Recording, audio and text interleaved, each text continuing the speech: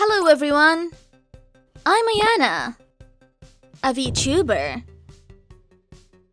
Today, I'll explain how to install and launch Blender 2.9. Let's begin! Let's start! First, open a web browser and search Blender from the search window.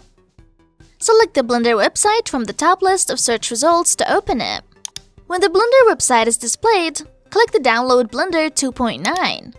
Normally, the window installer will be displayed by default, but if you want to find another installer to install it, let's select it. Then click the Download Blender 2.9 button.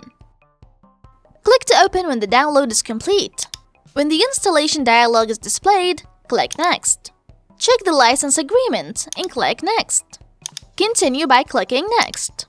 Finally, click Install to start the installation. Click Finish to complete the Blender 2.9 installation. Next, let's launch Blender 2.9. Select the Blender application you had installed. Select General from New File. Blender 2.9 has started. This is the end of the lecture on how to install and launch Blender 2.9.